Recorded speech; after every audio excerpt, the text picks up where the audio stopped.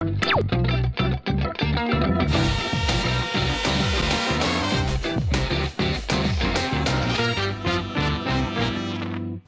And welcome CNBC आवाज पर आप देख रहे हैं ब्रांड बाजार। मैं हूं इश्तीन कौर। इस शो में हम आपको बताएंगे कि कंपनियां ब्रांड और विज्ञापन कैसे कंज्यूमर पर असर डालते हैं, कैसे एक ब्रांड बनता है आपके चैट का मुद्दा, नए एड्स को करेंगे लाइक या डिसलाइक, स्टेटस अपडेट लेंगे एडवर्टाइजिंग के दिग्गजों से, फॉलो करेंगे ब्रांड एम्बेसडर्स को और साथ ही होगी नजर लेटेस्ट खबरों पर।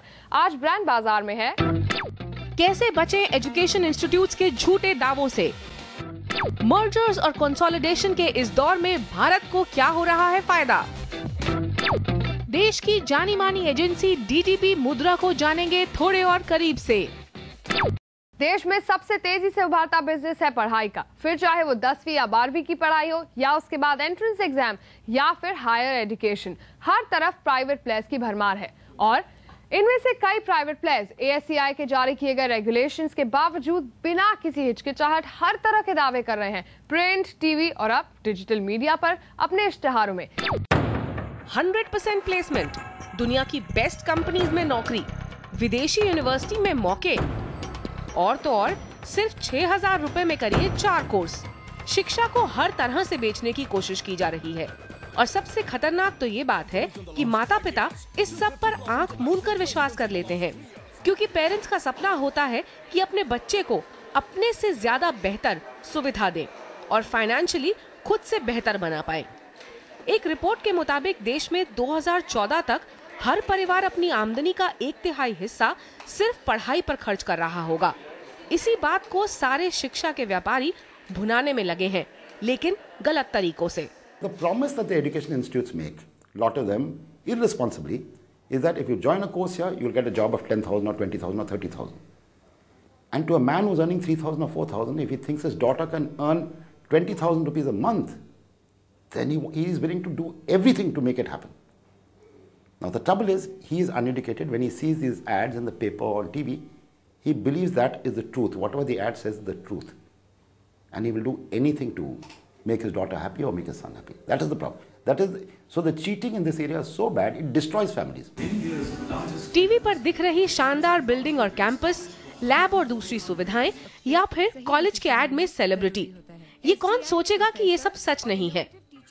अखबार में छपी तो हर बात हमारे देश में वैसे ही सही मान ली जाती है और अब ये प्राइवेट कॉलेज, यूनिवर्सिटीज और इंस्टीट्यूट्स डिजिटल मीडिया पर भी जमकर एड दे रहे हैं, क्योंकि यहाँ वो अपने स्टूडेंट से सीधे मिल पाते हैं।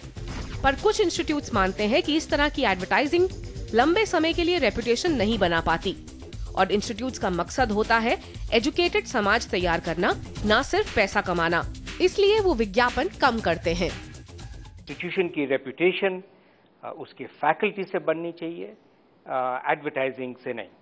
और तो हमारा जो फोकस है वो एक वर्ल्ड क्लास इंस्टीट्यूशन खड़ा करने का है, वर्ल्ड क्लास फैकल्टी रिक्रूट करने के लिए और एक अच्छा इंफ्रास्ट्रक्चर खड़ा करने का हमारे मकसद है। तो इसलिए हमें ज़रूरत नहीं पड़ी है कि एडवर्टाइजिंग जो है या किसी सेलिब्रिटी के साथ या किसी प्रमोशनल एडवर्टाइजिंग की ज़्यादा जो है इस्तेमाल किया जाए, इसकी ज़रूरत जो है हमें अभी पड़ी नहीं है और हम चाहते हैं कि हम ऐसा एडवर्टाइजिंग का इस्तेमाल जो है ना ही करें तो अच्छा रहेगा। एक समय था जब केवल सरकारी कॉलेज और इंस्टीट्यूट्स हुआ करते थे और उन्हें इश्तिहार सिर्फ एडमिशन खोलने और एग्जाम डेट का देना पड़ता था, लेकिन हमारे देश का हायर एजुकेशन सिस्टम अमेरिका और चाइना के बाद दुनिया में तीसरे नंबर पर आता है। 2011 के रिकॉर्ड के मुताबिक देश में आज 550 से ज्यादा यूनिवर्सिटीज हैं, 1522 डिग्री देने वाले इंजीनियरिंग कॉलेज हैं, 600 से ज्यादा मैनेजमेंट और प्रोफेशनल कोर्स देने वाले कॉलेज हैं, 1244 प्रमाणित पॉलिटेक्निक्स हैं और न जाने कितने मेडिकल इंस्टीट्यूट्स हैं। ऐसे में बच्चों को अपनी ओर खींचने के लिए इंस्टीट्यूट्स अपना प्रचार करें, ये लाजमी है। लेकिन गलत और सही के बीच लकीर खींचने में इन इंस्टीट्यूट्स की मार्केटिंग कर रही और इनके लिए एड्स बना रही एजेंसीज का भी कुछ नैतिक फर्ज है। हम सपने नहीं दिखाते क्योंकि करियर तैयारी से बनता है। ये बहुत ही जरूरी है किसी भी एडवर्टाइजिंग एजेंसी को, हमारे पूरे इंडस्ट्री को एक्चुअली देखना और समझना कि किसी भी चीज के लिए अगर एडवर्टाइज कर रहे हैं तो झूठ ना करें, क्योंकि उससे कुछ समय के लिए आप अपना जो है प्रोडक्ट बेच पाएंगे, पर इन द लॉन्ग रन वो आपको सीधे पाताल में ले जाएगा। हमारे एडवर्टाइजिंग इंडस्ट्री में एस्की करके एक ऑर्गेनाइजेशन है जो इस सब में काफ़ी सीरियसली इन्वॉल्व है।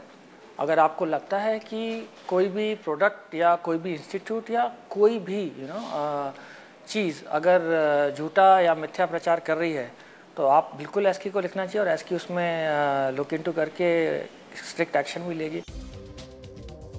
एस्की के नियमों के मुताबिक विज्ञापन में आप official, recognized, authorized, registered, affiliated, approved या फिर इंडोर्स जैसे शब्दों का इस्तेमाल तभी कर सकते हैं जब आपके पास इसके पुख्ता सबूत हों, जिन्हें आपको दिखाना पड़ेगा। ऑडियो और वीडियो मीडियम में जिस इंस्टीट्यूट से एफिलिएशन है उसका नाम साफ साफ लिखें। इश्तिहार में ऐसा कुछ नहीं होना चाहिए जो किसी तरह की नौकरी मिलने, किसी बड़े इंस्टीट्यूट में एडमिशन मिलने के दावे करता हो। यहाँ तक कि ऐड में आप पहले के बैचेस की प्लेसमेंट, एडमिशन, मार्क्स और रैंकिंग का जिक्र नहीं कर सकते। ये जिक्र सिर्फ मौजूदा साल के बैच के बारे में होना चाहिए और वो भी एविडेंस के साथ। जो कुछ फोटो या विजुअल दिखाया जा रहा है वो असली होना चाहिए। ये रूल तो है, लेकिन हम और आप क्या कर सकते हैं जिससे हम एक गलत इंस्टीट्यूट के बढ़िया ऐड के झांसे में ना आ जाएं?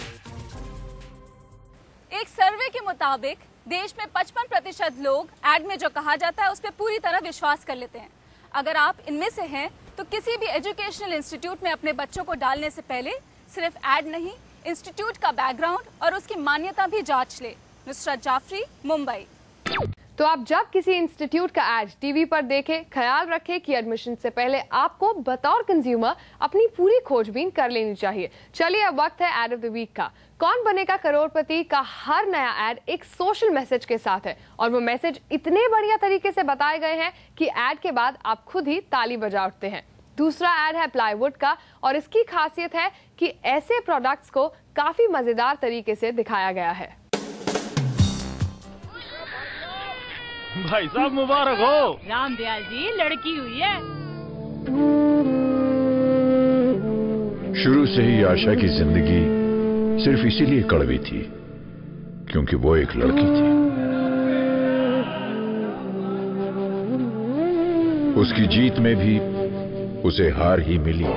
तेरी पढ़ाई पे खर्चा करूंगा तो शादी पे क्या खिलाऊंगा? कद्दू। देखो बेटा, एक्शन तो हम ले लेंगे लेकिन बदनामी आप ही की होगी।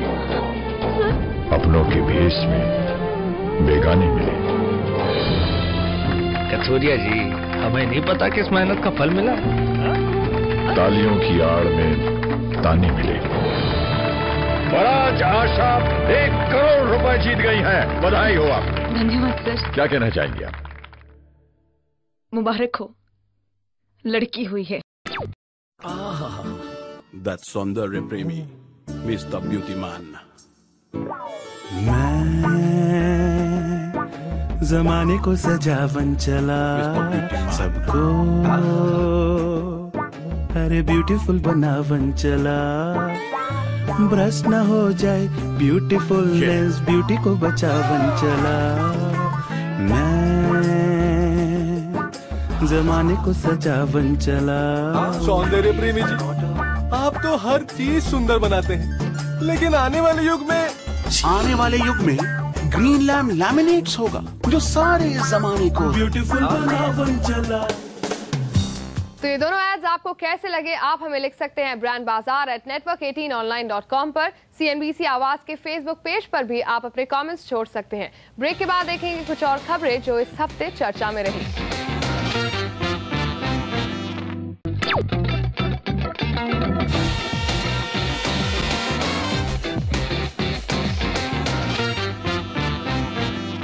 Welcome back. आप देख रहे हैं ब्रांड बाजार।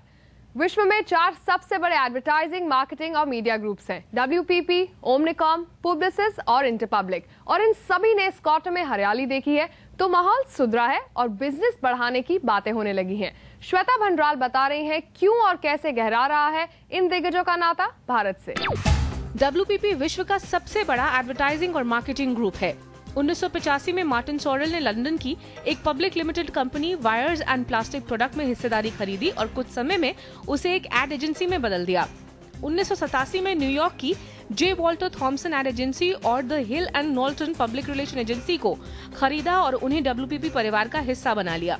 आज WPP की बड़ी एजेंसीज हैं Burson Marsteller, JWT, Hill and Knowlton, Ogilvy and Mather worldwide, YNR और research company Kantar. WPP Bharat में सबसे मजबूत है।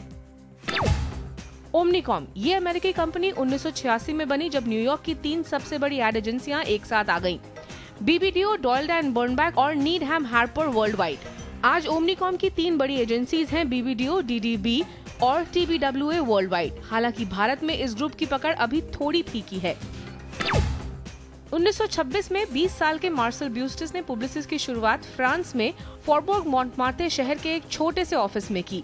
पुब्लिसिस के पास है साची एंड साची, लियो बनेट और डिजिटास और कुछ नई डिजिटल एजेंसीज, जिनकी वजह से इसकी पकड़ भारत में अच्छी है। चौथा ग्रुप है इंटरपब्लिक ग्रुप। इंटरपब्लिक बनी 1930 में जब एरिक्सन और मैकैन का मर्जर हुआ और उन्होंने कई और एजेंसीज को अपने साथ मिलाया, जिनमें मार्शचॉक एंड प्रैट और ड्राफ्ट FCB शामिल थे। अब इंटरपब्लिक की बड़ी एड एजेंसीज हैं मैकैन एरिक्सन, ड्राफ्ट FCB और लो वर्ल्डवाइड। और देश में कई मीडिया बाइंग ग्रुप्स और डिजिटल एजेंसीज के साथ इसकी पकड़ WPP के बाद दूसरे नंबर पर है।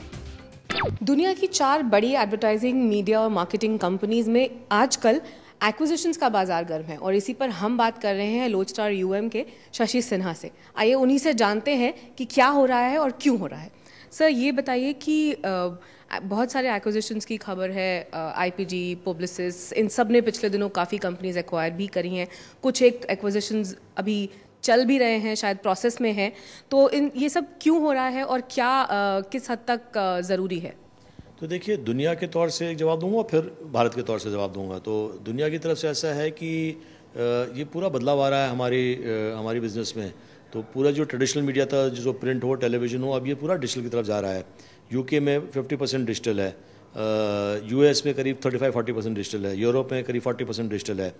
और जितनी ये कंपनी बढ़ी, जितनी आपने जो ये बड़े जो ग्रुप्स हैं, ये जब बढ़ने शुरू हुए तो इनके पास पूरा ट्रेडिशनल मीडिया था। इनको ना तो क्रिएटिव में ना मीडिया बाइंग में समझ में आता था डिजिटल कैसे करना है। अब डिजिटल इतना बड़ा मीडिया बन गया, गूगल हुआ, फेसबुक हुआ, इसकी वजह से, तो इसके वजह से वो स्किल को एक्वायर कर रहे हैं। और डिजिटल में क्या हुआ, जैसे गूगल और फेसबुक बड़ी हुई, बहुत सारी छोटी छोटी कंपनी डिजिटल एडवर्टाइजिंग में है, चाहे वो मीडिया के एरिया में हो, चाहे क्रिएटिव के एरिया में हो। तो उनकी अपनी स्किल्स हुई। जैसे पुब्लिसिस ग्रुप ने रेजरफिश एक्वायर करी, बहुत बड़ी कंपनी थी, उसको खरीदा। जो बाहर हो रहा है वो इंडिया में भी एक्टिविटी हो रही है कि यहाँ भी डिजिटल कंपनी को लोग देख रहे हैं, सारे ग्रुप देख रहे हैं। हम भी एक बड़ी कंपनी से बात कर रहे हैं, इंशाल्लाह किस्मत ने साथ दिया तो 15 दिन 1 महीने में कुछ हमारा भी हो जाएगा टाइप। लेकिन बात इस तरह से चल रही है क्योंकि डिजिटल सबसे बड़ी चीज़ है और ये टैलेंट मेन एजेंसी में नहीं है। ये पूरा जो है इस मार्केट को कैसे कंसोलिडेशन कहेंगे जो हो रहा है, तो वो कंसोलिडेशन इंडिया में भी किस हद तक देखा जाएगा? ओपन डेमोक्रेसी जो हमारी है ना, ये इन लोगों को बहुत पसंद है। तो और इतना बड़ा कंजम्पशन क्लास है, तो इनको दिखता है कि आज से 15-20 साल बाद इंडिया बहुत बड़ा मार्केट होगा। तो जितना मार्केट शेयर ग्रैब करो यहाँ पर, और एक तरह से यहाँ WPP कंसोलिडेट करके बैठा हुआ है। IPG जो मेरी कंपनी है, एक तरह से हम खुशकिस्मत हैं यहाँ पर कि नंबर 2 पोजीशन में बैठे हुए हैं। तो एक तरह से ये अच्छी जगह है। तो OM जो ओमनिकॉन ग्रुप है, जो बहुत बड़ा ग्रुप है अमेरिका का, वो यहाँ पर काफ़ी वीक पोजीशन में है। तो वो तो मैं उनकी जगह होता, मैं भी सोचता अगर इंडिया में फ्यूचर है, हम वीक हैं, हम एक्वायर करेंगे, पुब्लिसिस भी एक्वायर करेगा। तो इंडिया तो है ही फ्यूचर, इंडिया दोनों तरफ से, क्योंकि डिजिटल छोटा है, यहाँ पर डिजिटल बढ़ेगा। इतनी छोटी कंपनी है, India the land of technology, तो यहाँ तो डिजिटल आएगा ही। और क्योंकि यहाँ एडवर्टाइजिंग बढ़ने वाली है, तो इस पॉइंट ऑफ व्यू से हर कोई, आप किसी भी कंपनी में जाइए ना, मैं बाहर जितना ट्रैवल करता हूँ, हर कोई बोलता हूँ इंडिया में हो, एडवर्टाइजिंग में हो, ये अच्छी जगह है। अब ब्रांड, विज्ञापन, मार्केटिंग और मीडिया की कुछ बड़ी खबरों पर एक नजर जो इस हफ्ते सुर्खियों में रही। इस हफ्ते की सबसे बड़ी खबर रही विक्रम सखूजा, मैक्सिस के ग्लोबल CEO घोषित किए गए। भारत में और पूरे एशिया पैसिफिक रीजन में एडवर्टाइजिंग और मार्केटिंग इंडस्ट्री की प्रगति को देखते हुए ग्रुप M ने ये कदम उठाया है। अभी तक विक्रम ग्रुप M के इंडिया CEO थे। ग्रुप M का मानना है कि इस वक्त बिजनेस का मोमेंटम सारे एशिया से आ रहा है, तो जाहिर सी बात है कि CEO भी यहीं का होना चाहिए। सखूजा के पास इस लिहाज से काफी एक्सपीरियंस भी है। उन्होंने 2002 में ग्रुप M ज्वाइन किया था माइंडशेयर फल्क्रम के MD के तौर पर। मैक्सिस के नए ग्लोबल CEO के तौर पर सखूजा भारत में ही रहेंगे। टीम इंडिया T20 चैंपियनशिप में अब नई ड्रेस में दिखेगी। नाइकी ने टीम इंडिया की नई T20 यूनिफॉर्म लॉन्च की। इस मौके पर कप्तान धोनी, युवराज, सहवाग, विराट कोहली, इरफान पठान और रोहित शर्मा मौजूद थे। इस ड्रेस की खासियत है कि ये ड्राई फिट होने के साथ साथ इको फ्रेंडली भी है। ये रिसाइकिल प्लास्टिक बॉटल से बनी है। टाटा डोकोमो ने मुंबई पुणे एक्सप्रेस वे पर दुनिया का सबसे बड़ा साइनेज खड़ा कर दिया है। ये हॉलीवुड के साइन से भी बड़ा है और 3.5 किलोमीटर की दूरी से दिखता है। इसकी ऊंचाई 125 फुट है और चौड़ाई 234 फुट। ब्रांड बाजार में लेंगे एक छोटा सा ब्रेक और ब्रेक के बाद आपको रूबरू कराएंगे देश की एक बड़ी जानी मानी एडवर्टाइजिंग एजेंसी से।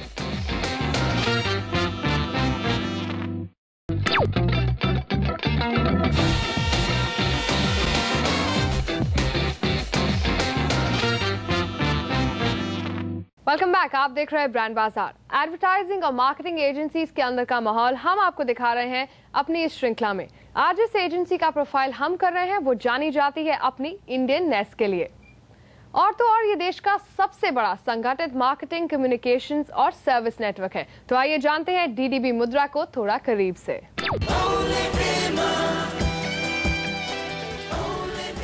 Only Vimal, Vivian Richards, Allan Border और रवि शास्त्री वाला ये ad Reliance cricket world cup 1987 में देश भर में टीवी पर दिखा और इसी के साथ हुई एडवर्टाइजिंग एजेंसी मुद्रा की शुरुआत।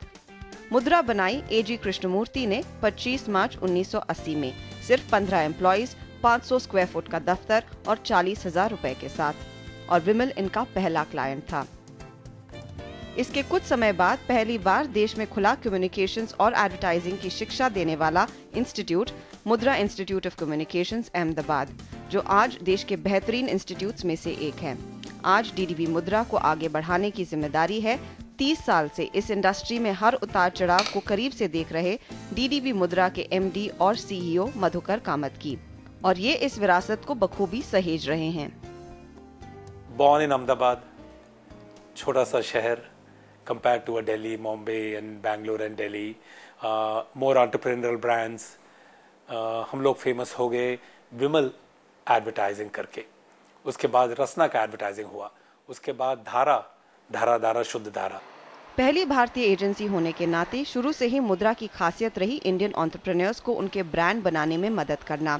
शुरुआत में इनका हेड ऑफिस मुंबई या दिल्ली में नहीं बल्कि अहमदाबाद में था। इसी के चलते अंग्रेजी बोलने वाली एड एजेंसी से मुद्रा हमेशा अलग रही। रसना और धारा के एड आज भी सभी को याद है। I love you, रसना। लेकिन एक एड जिसकी टैगलाइन सबके मन में बस गई वो था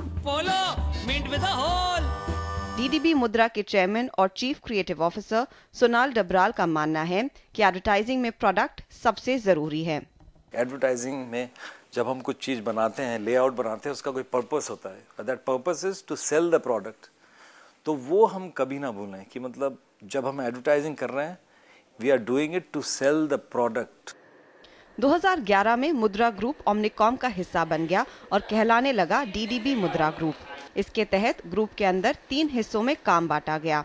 डीडीबी मुद्रा जो देश भर में बड़े कैंपेन्स देखेगी, डीडीबी मुद्रा मैक्स जो एक्सपीरियंस और एंगेजमेंट एजेंसी है, यानी media, out of home, retail का काम इनके पास है, और मुद्रा जो एंटरप्रेन्योर्स पर फोकस करेगी। इसके अलावा DDB health and lifestyle, RAPP, tribal DDB India, वाटर और मात्रा इनकी स्पेशलिस्ट एजेंसीज हैं। ये जर्नी जो मुद्रा का था, जो एजेंसी से ग्रुप बनने का, मार्केटिंग सर्विसेज ग्रुप बनने का, वो एक बड़ा ट्रांसफॉर्मेशन था। फिर लास्ट ईयर नवंबर में ओमनिकॉम का टेक ओवर हो गया एज फार एज मुद्रा इज कंसर्न, और दूसरा ट्रांसफॉर्मेशन हुआ मुद्रा ग्रुप से डीडीबी मुद्रा ग्रुप। एक ऐड को बनाने में किसी एक व्यक्ति का ही दिमाग नहीं लगता। जैसे जैसे अपनी बात कहने के तरीके बढ़ रहे हैं, वैसे वैसे ऐड को बनाने वाली पूरी टीम महत्वपूर्ण होती जा रही है। और आज तो सिर्फ कॉपी और क्रिएटिव ही नहीं बल्कि डिजिटल अंदाज में भी अपनी बात कहने वालों की मांग बढ़ रही है। पहले क्या होता था एडवर्टाइजिंग डिपार्टमेंट में, नॉर्मली एजेंसीज में एक होते थे, कुछ राइटर होते थे और एक उनका पूरा आर्ट डिपार्टमेंट, तो अलग अलग बैठते थे। तो राइटर, कोई प्रोडक्ट आता था, राइटर को दिया जाता था, उसके ऊपर एक लाइन लिखता था और वो एक आदमी ले जाके वो लाइन जो है आर्ट डायरेक्टर को दे देते थे। फिर आर्ट डायरेक्टर वो लाइन लेके उसका लेआउट बना देते थे। बिल बर्नबैक डीडीबी में पहली बार 1949 में एक आर्ट डायरेक्टर को और कॉपी राइटर को साथ बिठाया गया। तो जो टीम जो बनी, क्रिएटिव टीम्स, वो तब पहली बार डीडीबी में बनी थी। डीडीबी मुद्रा के पास आज Godrej, Emami, mother dairy, Dabur, Wipro, Cipla, Castrol, HP, Nestle, Videocon, future group, HDFC और फोक्सवैगन जैसे कई सारे ब्रांड्स हैं। और एजेंसी का मानना है कि सफल कैंपेन वही है जो ब्रांड को बेचने में मदद करे। वही कैंपेन जो सक्सेसफुल माना जाता है, that translates into greater degree of empathy from consumer or greater degree of sales from the product. DDB मुद्रा के मुंबई ऑफिस का खूबसूरत ट्रेडिशनल डेकोर इस एजेंसी की भारतीय रूट्स को समेटे है। गोवा से लेकर कान तक के शानदार मेडल्स का रिकॉर्ड भी यहाँ काम कर रही युवा पीढ़ी को प्रेरणा देता है। Mudra is rocking, like my second home, fun, मजेदार, एंजॉयबल वर्किंग विद मुद्रा। और अब बारी है गुजरा जमाना की, जिसमें हम आपको दिखाएंगे एक ऐसे ब्रांड का एड जो 1977 में भारत में लॉन्च हुआ था और इतना पॉपुलर हुआ कि उसका स्वाद उस जमाने के लोगों को आज तक याद है। एंड ऑफ कोर्स उसका एड और जिंगल भी।